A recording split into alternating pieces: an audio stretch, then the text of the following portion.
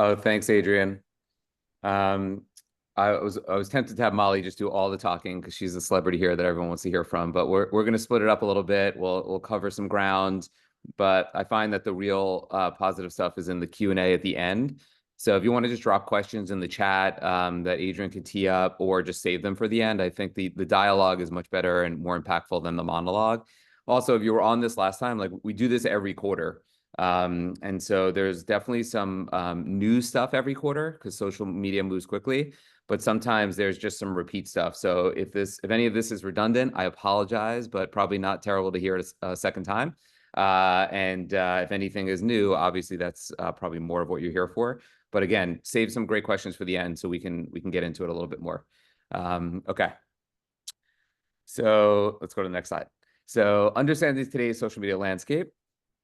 Hopefully you guys can all read. And this is redundant from last time, but I think mission critical. I think a lot of people still don't understand what's going on. So essentially, when social networks launched, most of them were around the social graph, right? So you were like connecting with your friends from high school or college or whoever was in your life. You saw a lot of that content, and it was very social first. It was like, I want to see stuff from Molly because I'm friends with Molly, and that's what I care about.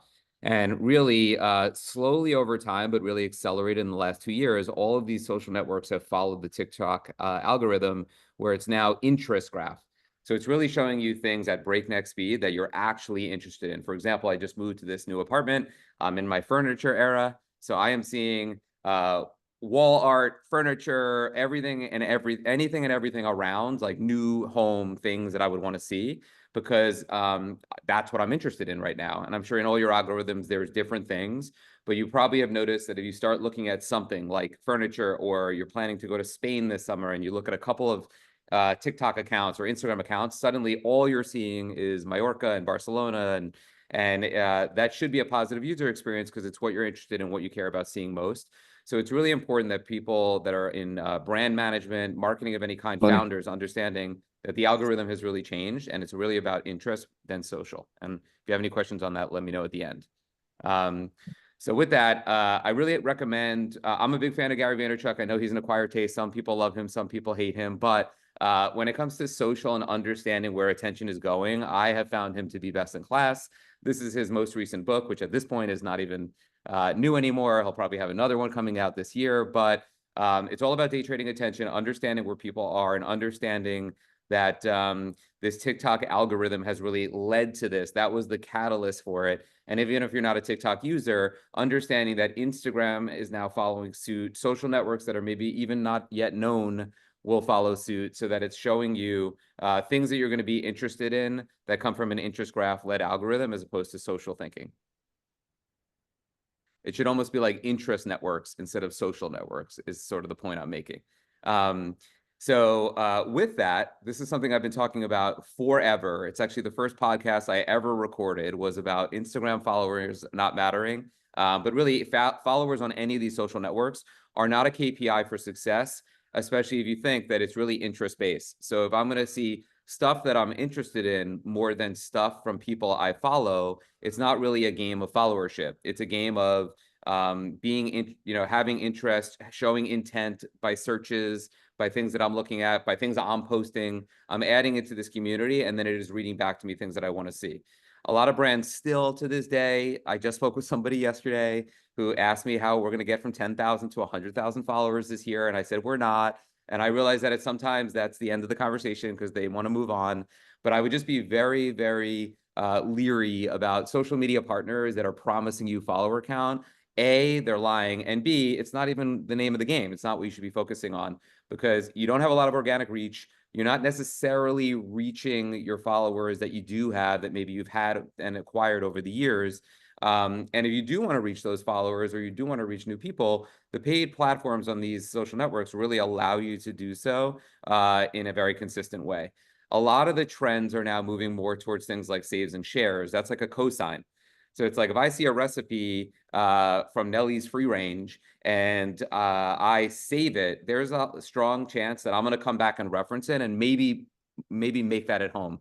And if I came from Nellie's, there's a good percentage chance that when I go, I might buy the actual hero of the ingredient as opposed to just buying something random. So it's a great way to create attention, create interest with the recipe, and then desire at retail when they go in to maybe buy you as the hero product. So saves and shares coming from Adam Mosseri as a big focus on TikTok and other platforms. You really want to be looking at that as a metric for success, I think, even more than follower counts and even likes. So as of right now, it does seem that TikTok may be here to stay, as on last Thursday, the app was added back to the App Store, but obviously this can always change. On January 20th, Trump signed the executive order delaying the ban by 75 days, but this delay will end on April 5th, and TBD as to what happens on April 5th, but until then, we are recommending resuming organic, paid, and influencers contracted on TikTok with a business as usual approach. And when this happens, I'm sure we've all seen all the new apps emerge like Rednote and Blue Sky, but they definitely lost traction when TikTok stayed.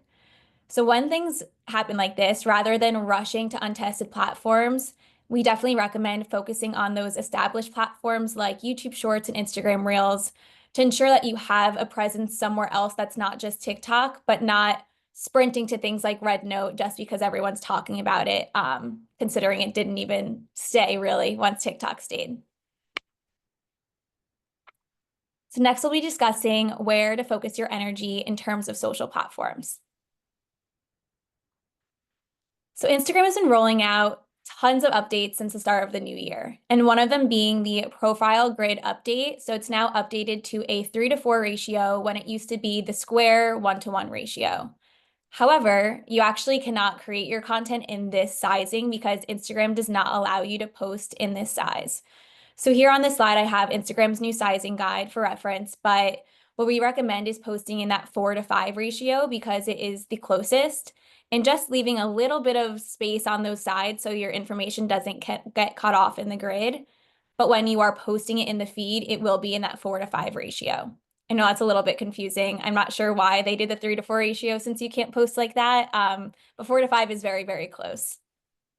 Also on Instagram, they've made updates as to how they rank content within each algorithm. This is a little bit similar to what Adam was just talking about, but a little bit more in depth. But on Instagram, your content can be viewed in the feed, in stories, in the Reels tab, and the Explore page.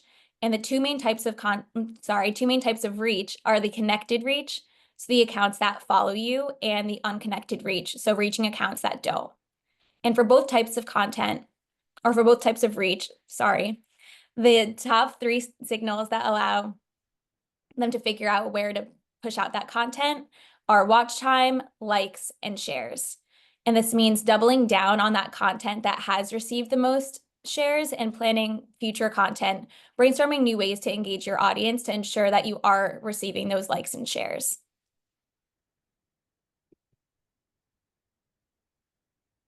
So with much focus on video content, I'm sure you've heard video content across all platforms, it is still very, very important to not overlook the value of carousels. So carousels often outperform single photo posts as the algorithm will actually resurface a carousel in a user's feed with the next piece of media if the user does not engage with it initially the first time. Plus, carousels with music can now appear in the Explore Reels tab. So that just is great for additional reach and visibility. In terms of overall engagement rate and specifically saves, carousels outperform Reels. And a few ways we like to utilize carousels are by simplifying storytelling, so breaking down a narrative into more digestible slides, showcasing multiple products or uses, as users are able to feature up to 20 images in a single carousel. I will say 20 is a lot, and if someone actually swipes through all of them, that would be awesome, but 20 is a little bit too many. And then recipes, as you can see the reference below.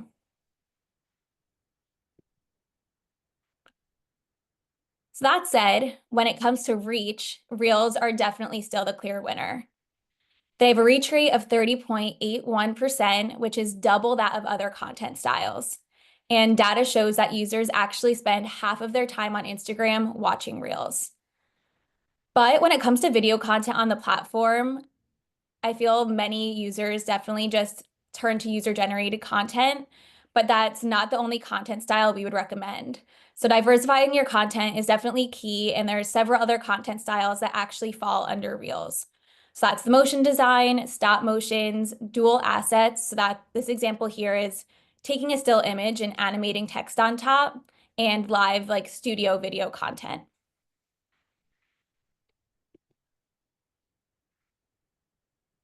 So it's definitely also important to maintain a presence across various platforms, definitely without spreading yourself too thin, as you can't always predict where content will resonate best or where attention will fall.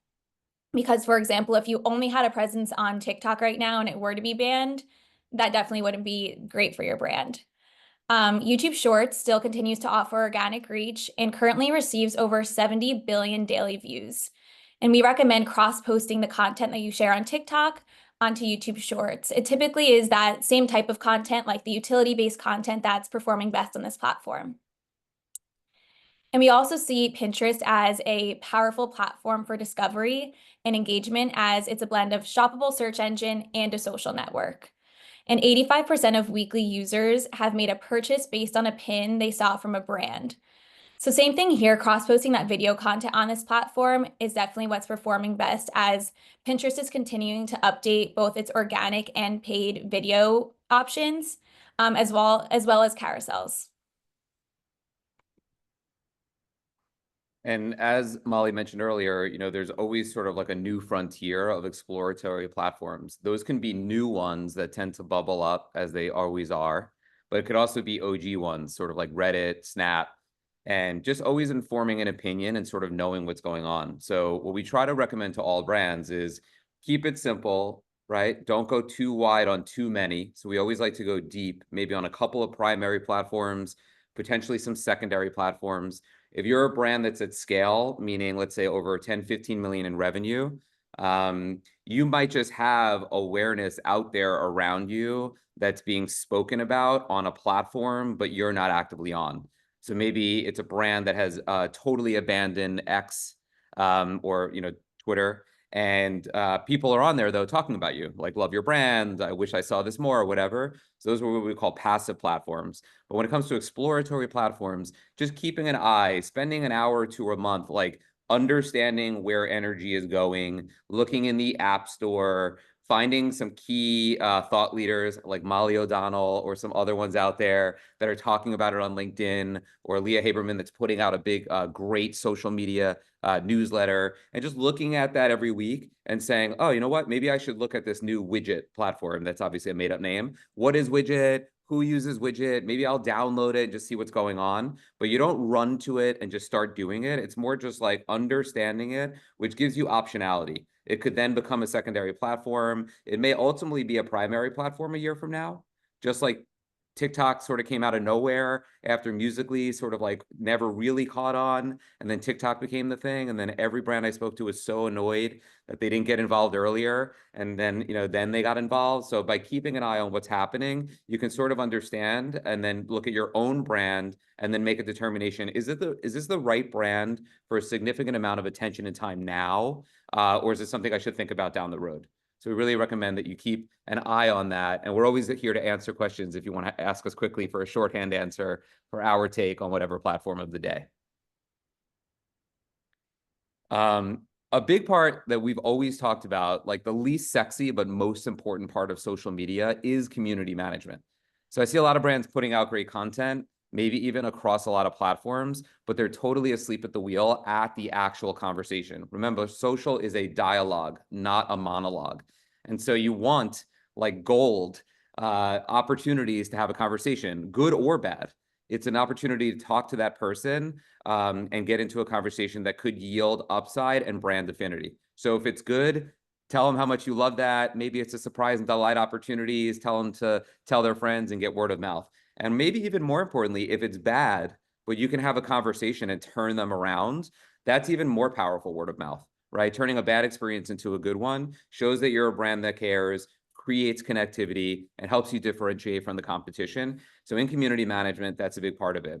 We're also a believer in proactive community management. I've had a lot of brands say, Adam, I hear you on community management, but like we don't get any. Like no one ever comments on our posts because there's no organic reach, right?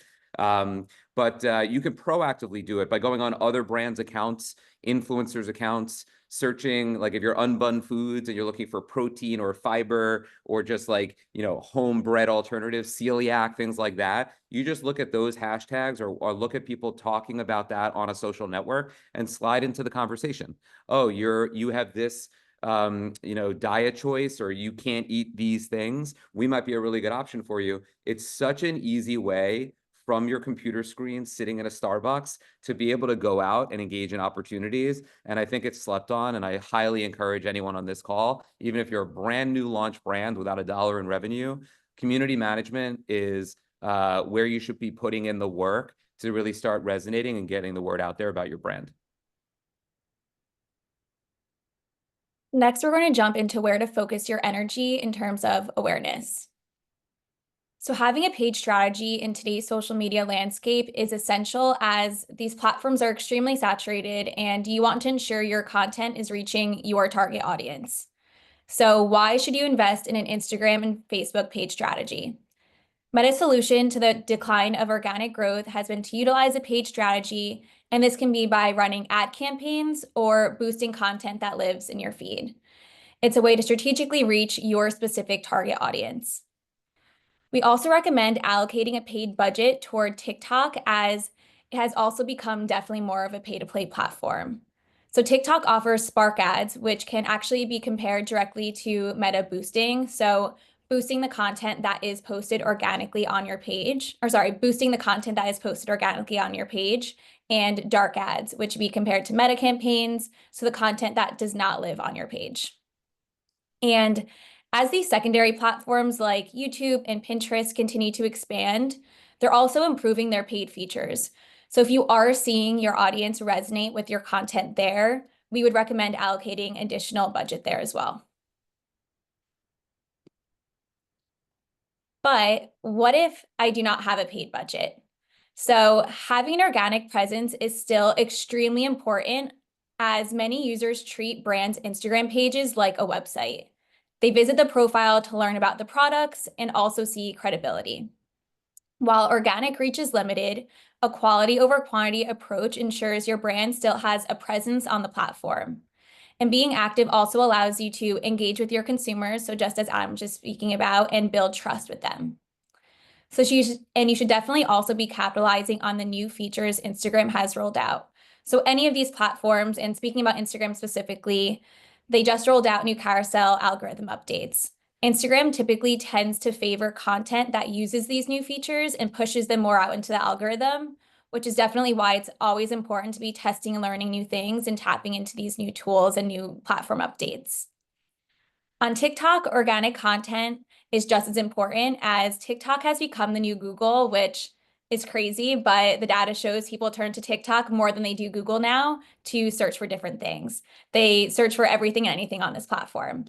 And having a presence boosts SEO visibility, ensuring your brand shows up in searches while also allowing you to engage with organic conversations about your brand. So even with paid support, being active on TikTok keeps your brand name in the mix, where people are already looking for information and searching for tons of different things. And on both platforms, community management is so important. Again, not to just be closing out incoming comments and DMs, but also to be inserting your brand into conversations. So whether that is engaging with other like-minded brands, maybe creators, pop culture moments, if that makes sense for your brand, so that you are showing up in that comment section and getting that brand recognition.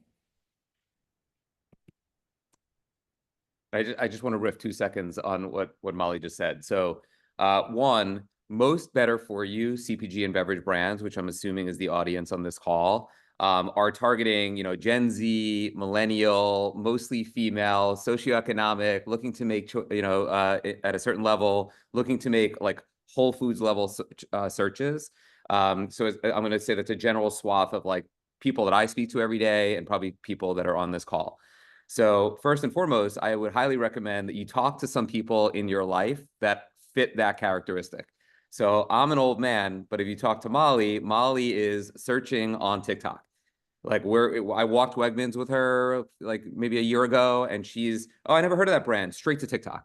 Whereas I would go to Google, she's going straight to TikTok. And so it was just telling like, oh, that's it, literally there. Sometimes you almost need to see it. So a niece, nephew, neighbor, babysitter, your friend, if you're in that demographic, whatever it is, don't just take our word for it, like ask, because if that's the target demographic, ask some people in your life that live in that target demographic. It sounds so obvious, but so many people do not do that, which is definitely just like a big miss. And I think that's something that you should correct. And just in general, like the biggest point that Molly just said, if you pay attention, I am old, Adrian, but if you pay attention, definitely in this world, to like the Leah Haberman Substack that I just sent to you, she sends out a newsletter and it's like got all like the stories of the day. When she talks about Instagram rolls out this new thing, we're telling you when they roll out the new thing, you should be a buyer because they want the new things to work. Because A, they spend a lot of time and money on it. But B, the more they're sending updates, the more they're hoping that it makes it stickier. And so you can tell that they did a lot of these updates in the wake of TikTok maybe getting booted. So it was like, we're improving. We have all these new features. This is where it's at. So you just want to be a buyer of that. So rather than it being like overwhelming and stressing, it should just be more like the takeaway is, let me pay attention to an update on a major platform like Instagram. And when there is an update, let me just do it quickly. Rather than spending 3 weeks debating it and thinking about it, just get involved. And similarly, like these memes after the Grammys or after the Super Bowl, a lot of brands and CPG do it. I highly recommend that if you're into it and your brand warrants it, which most brands should, no brand, we're not doing brain surgery. So some brands should be able to insert in certain conversations. Not every brand into every conversation, but for the most part, with a big event like the Super Bowl, you can. But you got to be quick. Because if you're doing something with Kendrick Lamar on the Thursday after the Super Bowl, it's too late.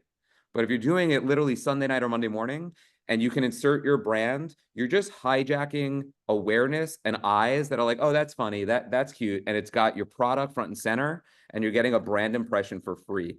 So you just want to be a buyer of those opportunities. I just had to say that, Molly. All right, go on to the next one. Okay. So your other billboard is influencers. I think brands need to get over this. I don't work with influencers. Fundamentally, I hate influencers. I would almost call it like walking billboard. So if you could work with walking billboards, that were free, gifted influencers, you would do it. You would take a billboard on the side of a major street for free.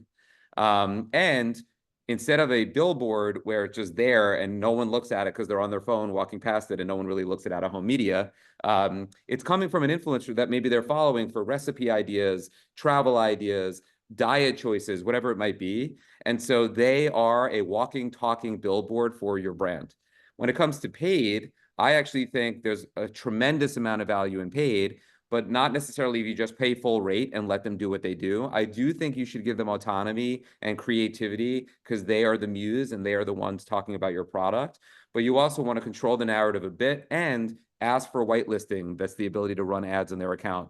Ask for usage rights. So you're not told you can only post it on social for like a day and then they take it down, or you can't use it in your trade show booth. Like you want to be able to ask the right questions to be able to get the most value from those influencers. We have some data in here. We will be sharing this link talking about how to think about engagement versus reach, and authenticity and relatability. I think is mission critical. You want to work with somebody that feels like your target demo, that speaks to your target demo. It shouldn't feel foreign or disconnected. And just understanding like here, general lifestyle influencers must niche down to stay competitive as advertisers are focusing on smaller influencers who offer strong engagement and great ROI. So just like having a first line of defense, like I'm open to influencers. A second one, who would be the right types of influencers for me? And then understanding you have these gifted and paid influencers. And if you can find good partnerships and good deals, taking some negotiation, there's a lot of upside for you for them to be able to be your walking advertisement. To me, we talk a little bit about content. We talked a little bit about community management. This is the marketing part of social media. Paid social and influencers represent your opportunity to market your services via Meta or TikTok ads platform or influencers. And whitelisting is a little bit of both. And if anyone has questions on whitelisting when I'm done, definitely ask. Similar with co-branded partnerships, we love these here at Circle. These are some that we worked on here. I'm sure you've seen some great ones. I think I saw Poppy and Pop-Up Bagels did or no, Poppy and Crumble did one yesterday, maybe. Yeah, they Makes already a did lot. pop-up They already bagels. did a pop-up bagel, so that makes a lot of sense. And the truth is, if they write and they fit, they really go well. Here we have a couple examples. One was our client Bolthouse Farms, obviously getting involved in Wicked. A lot of brands got involved in Wicked. I'd say they got involved even a little bit more, bigger company with the entity, and we had a much more of a collaboration, which I thought was cool. And then in New York, this Cafe Pana, if you live in New York, which I think a lot of the people on this call do, and you've been there, it's like, some of the best ice cream. We work with a brand called Yes Apples. Yes Apples is actually the brand that represents 100-plus-year-old Apple Association in New York, which a lot of people don't know. And so it's a New York Apple Association brand partnering with this like New York ice cream brand on a flavor profile. Great idea. So whether big like Wicked and with a major production company, or smaller and more local with an ice cream brand that's local to your city, these are great ways to take flavor and introduce them to an audience with a partner. So if you can find the right ones, they can have high upside with very little downside. Here's a brand of ours that I just think does a lot of it really well. I'd say first and foremost, they've just always been open to experimentation with a lot of the things that we bring to them. So we're making a lot of like stylized content. We're making UGC, and we're also they have this guy, Chef Andrew, who's like the best. And I think he'll be at Expo. And if you're at Expo, you should go meet him. He's just like one of the best humans, but he's just like a great muse, making creative content, using their products as the hero. And they get a ton of paid reach off the charts, but they also get a nice bit of organic reach because they're doing great interest and utility graph content. People are looking for vertical videos that tell them how to make a certain type of sandwich in a pinch, or if they're entertaining people, here's something you can use, or whatever it might be. And so I like this because Mezzetta is like an 100-year-old brand that's been around for a long time that I didn't even know when they came on as a client. But I realized, oh yeah, my grandma used to have Mezzetta peppers in her fridge, and now they're working more like a modern brand. They're being involved in social. They're using different content. They're focusing and doubling down on what works. They're understanding the importance of community management, and really like a nice platform presence across the board, and following our policy of like deep on a couple and wider on many. So obviously this is a slide and we'll share this, but take a look at Mezzetta. I think they're really doing a good job. And it's a good benchmark for a CPG brand that you could argue could be tired and go that route, but they're choosing not to and leaning into a social ready brand mentality. Obviously Expo West is coming up. I wasn't sure to like put this in here. I'm like, what should I talk about at Expo West? And like, you're living under a rock if you are in and around this category and you did not know Expo West was coming up.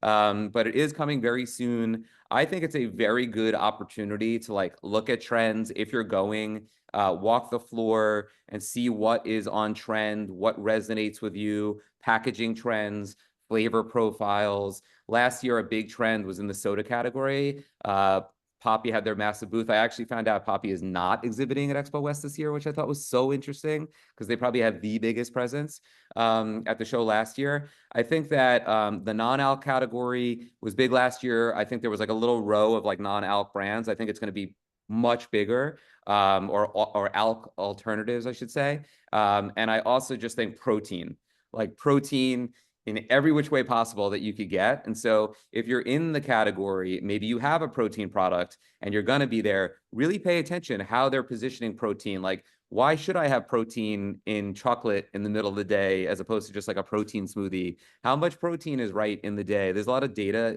analysis that you can do. Separately, though, it's so expensive to go to Expo West that I think a lot of people are just not going. They've raised their prices. You have to fly. It's a big thing. You can get a lot of intel just by watching.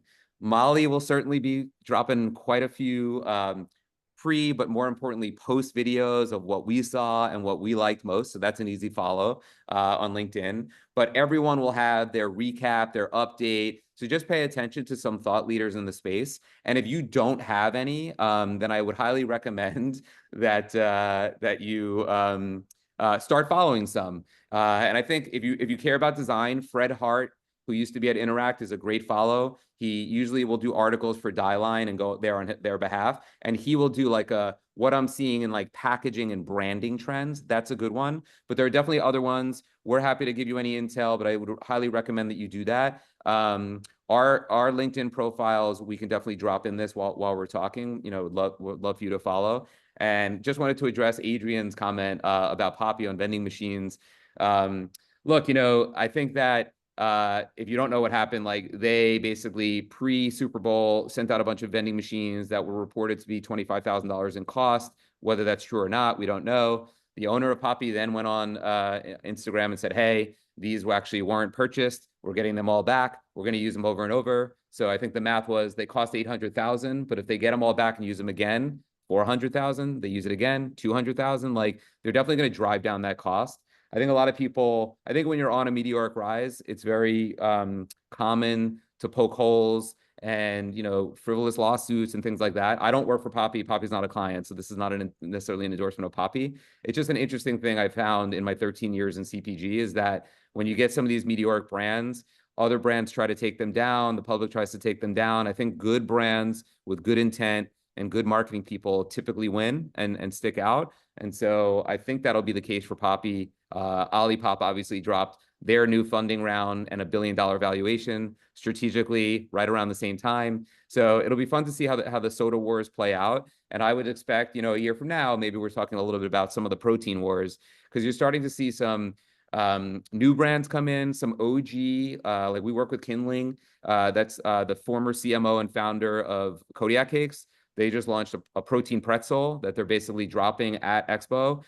I had the first bags ever shipped to me before they even went out to the public. They're delicious. And so you'll just see a lot of trends coming around from new founders, but also some repeat founders that are crazy enough to run it back and do it a second time in CPG around protein. And so we'll keep you updated. We do this every quarter. So probably next quarter, we can also have a deeper dive into some of the things we saw at Expo West, if that would be interesting. But now I just want to open it up to any kind of questions that anyone has so we can get to that. Yeah, I stopped sharing so I could see everyone. That was our last slide.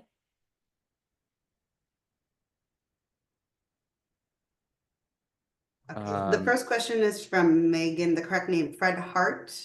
Yeah, Fred Hart. I'll put his name here and I will get you his LinkedIn profile. Any other questions? But if you are looking for any partners that, you know, needing packaging support, we have plenty to also tap into in our network, and everyone's listed on our company directory. So if you need any help connecting with anyone, I'm happy to assist there. Totally. Yeah. Lots of great partners in this New York ecosystem. I think Fred no longer works at a branding shop. He actually parted ways with his co-founder at Interact, and now he's sort of a free agent. He's one of the best guys to meet. I saw there was Amrit, who's like an influencer in our space, put out a list of who you must meet at Expo West, who definitely left me off that list, and I'm having major FOMO. Maybe only Molly thinks I'm popular and she does not. But she did a second round today, which was all amazing women in the space and Fred.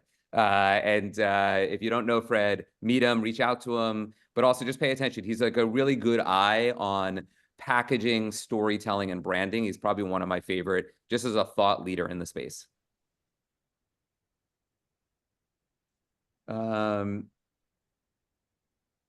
And I can riff all day if you guys don't have questions to fill up the time, but I want to make sure I get your questions answered. I sent the social media newsletter that we mentioned in this chat. You definitely grab that before we end. We will be sending a recording and the deck. Separately from Leah Haberman, also just making sure that you're subscribed to Social Media Today is like the best newsletter ever. Granted, they do come out with tons and tons of articles nearly daily, but then they'll send you the newsletter with like the top 5, I would say around twice a week. And definitely all of them are kind of how I, aside from being natively in all the platforms, how I stay up on top of all of the updates. Totally. And I see some questions coming in now, which is great. But I just want to say one thing, like the big takeaway I like to say after these, because I talk very fast and Molly talks very fast and animated too. And like, it can be like a lot. So I would just say the goal should be understanding how to minimize it with maximum upside. So reducing, like, if you're doing social yourself because you're a really early stage brand, I would say until you're at like $2-3 million run rate, you shouldn't even be messing around with agencies. It's too early. Cash is king and you need those dollars. So you just got to figure out, here's the two platforms. Let's say it's Instagram and TikTok. And how can I just, like, on Monday get set and like plan out my 2 to 4 posts a week, write the copy, put in the things that I need and get it out. So like in like the first half hour of the week, I'm done with my outgoing content. And then I just set an alarm like 9 a.m., 1 p.m., and 5 p.m. literally every day, where I just quickly peek at TikTok and Instagram and I just respond to every comment.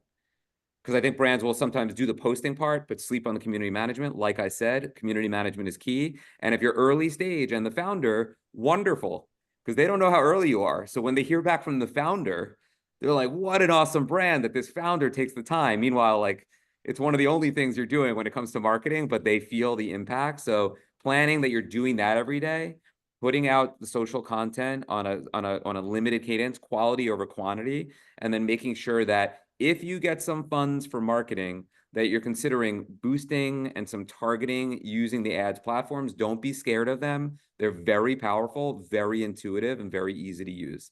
Do you want to do whitelisting, Molly? Or you Sure. want me to? Okay.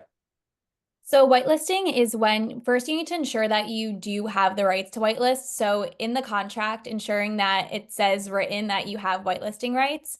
And whitelisting is when you basically boost a piece of content from the influencer's account. So it's not you posting the content on your account and then boosting it, but boosting it from the influencer's account. So on top of the reach that they already have being an influencer, you're ensuring it's also reaching those target eyeballs that you want to reach. And we definitely find that super important. It's like doubling down on a great audience they already have and then ensuring that you're reaching more. And I think that you're going in with the understanding that influencers, no matter what their numbers are and engagement rate is, they are not reaching their followers like they used to. Because remember, Definitely. the first slide, it's not about a social graph anymore. So even though they got them, they don't reach them. We see it. We work with thousands of influencers at the agency. They do not get what they've advertised. And that doesn't mean I'm disparaging influencers. We love influencers. It's a big part of the strategy, but you shouldn't pay full rate just for their reach. So asking for whitelisting, some influencers would be like, yeah, cool, you can whitelist as long as you pay me my rate. So you certainly should ask. But in general, if you're putting together a plan, whitelisting and then putting some paid dollars behind their content should be table stakes. So Tony, I think you were the same person that wrote about this avocado mayo. I like this little plug here. We're in 80% fresh avocados, exclusively at 135 Whole Foods. So my answer to you is, I would literally every single day just make something with a vertical camera on myself in the same spot, using your mayo with something. So it would be my mayo with Rudy's Bakery, which is one of our clients. And I would tag Rudy's, and I can tell you our social media manager is at a minimum going to share that on a story. So now you got free advertising, and might even be like, commenting, talking to you about it, and trying to get involved in the conversation, and it would just open up opportunities. And that's cake, because that's in your own kitchen. I would imagine there's a kitchen in the home you live in. Doesn't have to be fancy. You have an iPhone or some sort of mobile device, I'm sure. And it's literally just filming yourself, spreading your mayo on something. Sandwiches, wraps, putting it in a smoothie, making a salad dressing with it, and then just use other brands. That would be an easiest hack with upside to get awareness with brands and just other utility-based content viewers. Remember, especially we talked about YouTube Shorts quickly. YouTube Shorts is short video, vertical style utility videos work. So teaching somebody how to make a dressing at home in a pinch, how to make a quick sandwich on the run, how to dress up your whatever with our product. Like those things with that language helps with searchability and keywords. And those are easy to make. You don't need an agency. You don't need a professional studio. You don't need to find a UGC creator. You do it yourself. And if you don't like being on camera, you don't have to show your face. You can literally show chin down, but I would just have the product be in the middle. I don't know if you're seeing this, but seeing your product and the label. And I would just have it where I'm making it. And I think that she might be a member of Naturally New York. I'm not sure, but the founder of Chia Smash. She just rebranded to, I think, Smash Brand. But she has always been doing her on camera in her kitchen in Brooklyn, just putting her jam on stuff. And I think that's a genius hack. So look her up. And I don't know, Adrian, if she's a member, but okay, great. So maybe throw her name in here, like look her up and like scroll down a little bit. You'll see what I'm talking about. That would be a good one that I would try. Yeah, I think to Molly's point before, definitely at this point, makes a lot of sense to be on TikTok. When it went down, obviously there was a short period when it went down. A lot of people, even people that worked at Circle Media, deleted the TikTok app. And then you couldn't get it back because you were unable to like re-download it. It was like a little funky for a second, but it is back in the App Store. CapCut, which is also owned by the same company, is in the App Store, which you highly recommend that you guys learn how to do CapCut. Even I was able to learn CapCut with a little bit of Molly's instructions. Highly recommend it to make photos and videos very easily on that platform. So I'm definitely a buyer until at least April 5th, right? You should be on TikTok and reaping the benefits of that platform. Absolutely. Tom Seymour asked about AI generated content. So I have a lot of thoughts on AI generated content. First and foremost, like you could go really weird AI. Like I think Dream Pops used to do that. Like they would just do like AI world images that looked like you were seeing like a weird futuristic movie, and then it would have a giant Dream Pops. I think that can be very personal and feel very much like that's our brand and that's how we are. And it sort of speaks to their branding. They were like revolutionizing the frozen novelty category. Their products are delicious. It just sort of worked for their brand. So there's that way. But we do quite a bit of AI content creation at Circle. I actually think it's a must-have for early stage brands. So let me explain a little bit how we do that. There's a million platforms out there. We obviously use ChatGPT for copy. Most people probably have Gemini, like to like make sure your copy is sound. You don't have errors and typos like me, who talks too quickly. Molly can attest. I have typos and everything. Like you can clean things up or have things say that what you want to say in a more compelling way. But when it comes to visuals, a big platform we really like is Midjourney. It's very easy to use. There are free courses on Midjourney. I think there are LinkedIn courses, there are YouTube courses, and there are some very inexpensive and high impact paid courses on Midjourney. What I like about Midjourney is that you still take a really sound, solid photo of your product. So it is a real product. It was not made in AI. Like you're taking a photo of your drink or your chip or whatever it is. And then you're layering that into any kind of scene and scenario. So why is that important for early stage brands? If you are targeting back to school and kids, instead of like having to do a photo shoot and paying for kids with right usage on kids and paying an agent and getting kids to stand still in front of a camera and go to a school and do all that stuff, which a lot of agencies will happily sell you right now and is overpriced, you can create a lot of those scenes with a picture of your product, and it like is the best content you've ever seen around back to school. And you did it in like an hour and a half at your desk instead of like overpaying and overreaching with payment cost or opportunity cost when you have a million other things to do. So I'm a huge buyer if you're an early stage brand to be able to make some really great content that can tell your story. I actually spoke to a brand the other day that was considering hiring us for social and content. And I'm like, wow, like you have a lot of great content in your feed. You have all this amazing UGC. And she's smiling. And I'm like, what? She's like, every single asset you see is AI. All the UGC is fake. All of the content is fake. I was blown away. And so, you know, it's just very, very interesting that they were doing that. And again, in the supplement space, you know, brands that people were, they're based down in Florida. Some Miami studio wanted to charge them $30,000 for a photo shoot. They literally just learned how to use whatever platform they did, and they did it for pennies on the dollar. So I'm a big buyer of it. But I still think you want a lot of personal stuff, Tom, like behind the brand, the story, the founder story, the people behind the brand. Like you can still have a human element. You don't throw human out the door just because you're choosing to use some AI generated content. That's my take on that subject.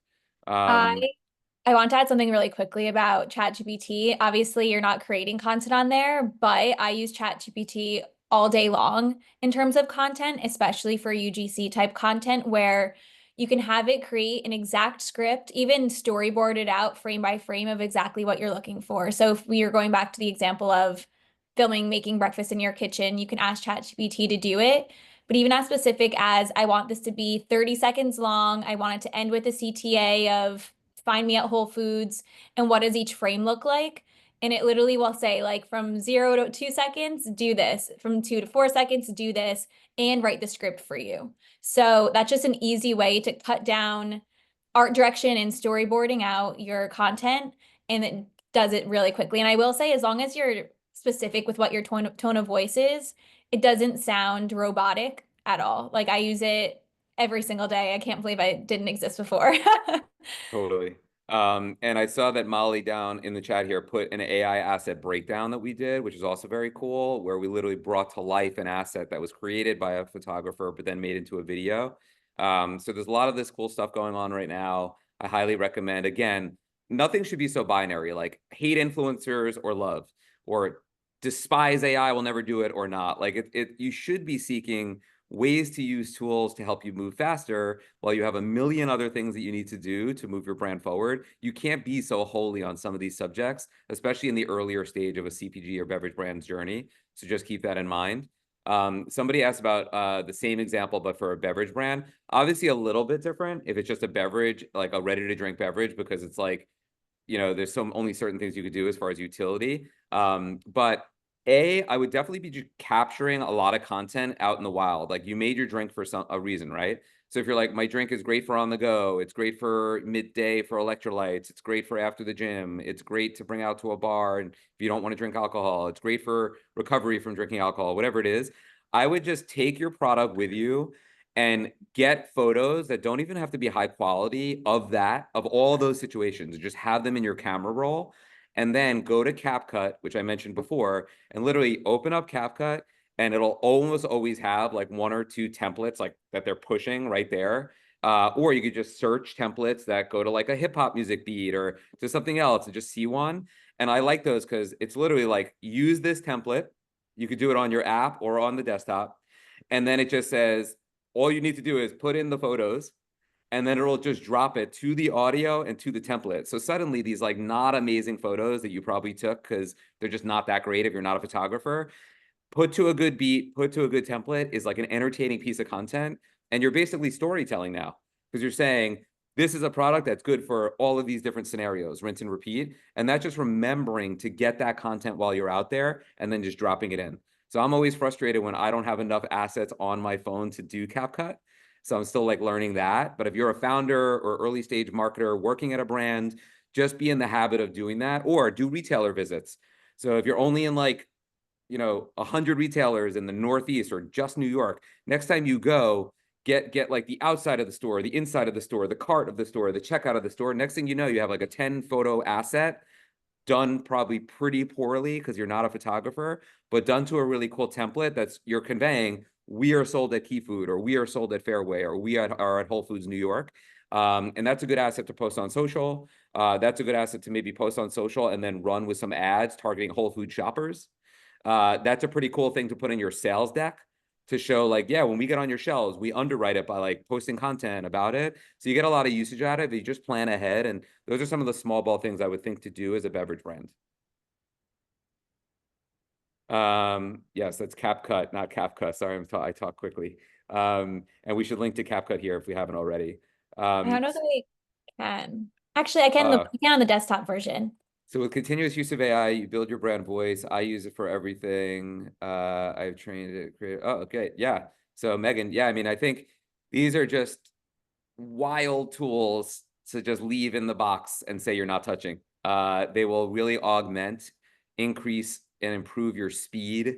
And if you do it right and you use your foundational content, they really are true to the brand. Also, Tom, going back to your question, like, these AI tools are really, it's all about prompt language. So the better you get to know how to prompt, the better. It's really a skill set that you have to learn, like the human input into AI. So you're feeding it with your brand adjectives and your brand messaging and your brand stories. So if you do it right, the AI should be a true manifestation of your brand voice, right? And then you could probably get a lot of testimonials of what people are saying about your brand, feed that into AI, and then it'll spit out like, this is the perception of your brand based on testimonials that you're getting. And then you could use that as an asset or a cosign or for Amazon or for your sales deck. And so just a lot of fun tools that you could use that are, again, low input, high upside. I'm always a big buyer of that.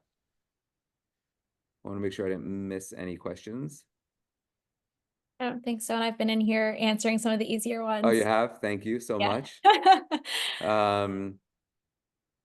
Okay, what you suggest for a product like a dessert company that you can't show recipe or use it on another product? So I guess that's like a dessert that's on its own, maybe that wouldn't pair with something.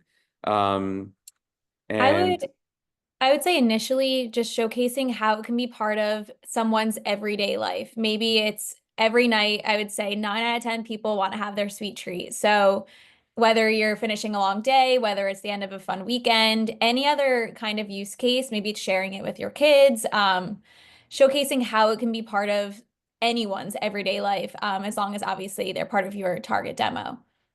I also think like putting the whatever the dessert is here on a plate, and I'm just like looking at my TV, obviously you can't see it, but like that with Love Island in the background. And if your target is Love Island and it's like it's 9 p.m. and you're sitting down to do it, that's an easy one. That's a story that you post, hoping that maybe the social media account at Love Island or at Netflix or at Max or at Prime like might share it because they're just sharing stories because they want to see cosigns for their shows. So you can even pay attention to like, what does my target demo watch? Again, Gen Z millennial, maybe they watch Love Island like Molly. And they, you know, so if you're targeting that demo, you should be, and I see all these marketing docs that I get from clients. So like our target demo is Amy and she lives in Metro New York and she shops here and she goes to SoulCycle once a week. And even without data analysis, you kind of know who your person is. So just write out all the things they do. They watch Love Island, they do one workout class a week, they like to go to Brooklyn on the weekends, whatever it is. And then think about shows they would watch, things that they do, things that they consume. That's a good way to hack those. And then lastly, if it's just keeping it to food, it could be the dessert after the meal. So it can be the steak from whatever meat delivery service company, and then it's the dessert. If it's vegan, it could be a great vegan home delivery service and that. So that could be your utility. You know, a great way to top off your X, it's with my Y. And you do those. I just always like those because when a brand sees that, it's highly likely, as long as they have somebody that knows what they're doing, that they're going to share it. And then that gives you a share and a free advertisement. And then it gives you an opportunity to maybe engage with them like, hey, we should do more together. And a lot of them might say no if you're small, but some of them might be just game to do stuff. And so that's just another way to hack that, even if you don't pair exactly with something. Totally. I also just sent the link to Island Way Sorbet, which is a Circle client, but they do this in a great way. I would say that they do sometimes add toppings like a sprinkle or a whipped cream, but in most cases, they are just showcasing ending the day with an Island Way Sorbet, but also tons of taste appeal content. So the very up close shot of someone just scooping it out, it looks delicious, it looks refreshing, and adding some relatable on-screen text has been performing great for them on TikTok, but also cross-posted them to Instagram. And that's sort of in response to, does editing in a third party app like CapCut affect the algorithm? It does not, especially on TikTok, since they are owned by the same, that does not affect it at all. On Instagram, as long as you don't have a watermark from CapCut or TikTok, they say it doesn't affect the algorithm at all either.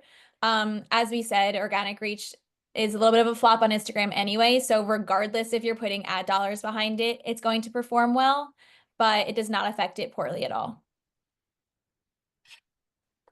And we're close to the end here. We could probably answer one or two more questions if anyone has any burning questions. Otherwise, we can give you time back on your schedule. I see a lot of people saying thank you. This was great. Maybe you're signing off.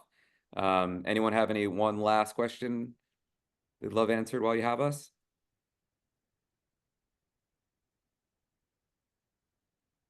All right. We shared our LinkedIn profiles in the chat, but I think Adrian's sending a full recap with the link and our profiles and everything. Best way to reach us is that way. I'm also Adam B at circle.me. Molly is Molly O at circle.me. That's circle with an S. We'd love to hear from you. I had a lot of great conversations after December's session with people. So I'm here. If you want to reach out, definitely do so. Thanks for having us, Adrian.